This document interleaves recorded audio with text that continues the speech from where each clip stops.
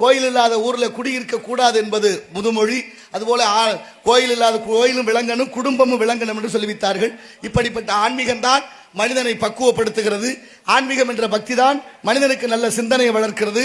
ஆன்மீகம் என்ற பக்தி தான் மனிதனுக்கு நல்ல நல்ல புத்தியையும் கொடுக்கிறது. அந்த ஆன்மீகத்தோடு சேர்ந்த கல்விதான் நல்ல ஒழுக்கத்தை கற்றுக் கொடுக்கும். வள்ளுவர் பாடுகிறார், 1330 குறளிலே 133 அதிகாரம் வைத்தார்.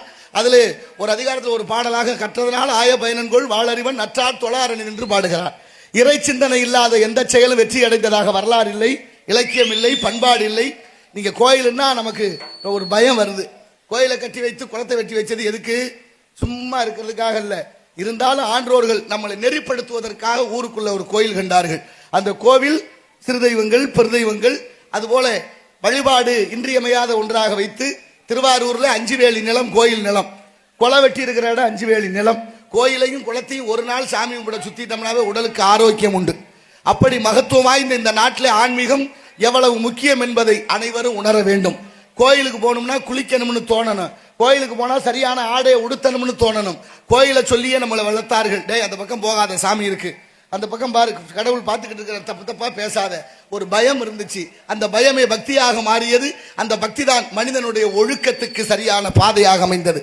ஆனா இன்றைய தினமாக நினைக்கிற பொழுது திருவிழாக்கள் எல்லாம் எப்படி நடக்குது, திருவிழாக்கள்ல இன்றைய இளைஞர்கள் எப்படி நடந்து கொள்கிறார்கள்.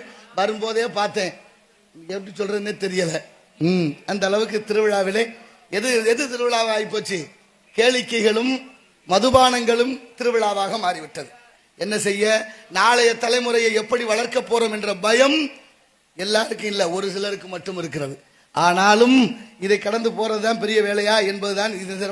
ஆகையினாலே நாளைய தலைமுறைகளுக்கு நல்ல பண்பாடுகளையும் கலை, இலக்கிய, மொழி அப்படிங்கிற அனைத்தையும் சொல்லணும். அப்படி சொல்லி கொடுத்தால்தான் நாகரிகம், மற்ற இந்த உலகத்துக்கே வீரமும் அறிவும் கடன் கொடுத்த இந்த தமிழ் சமூகம் நாளைய தலைமுறை பண்பட வேண்டும் என்ற நல்ல எண்ணத்தோடு இடத்தின் சிறப்பை பார்க்கின்ற பொழுது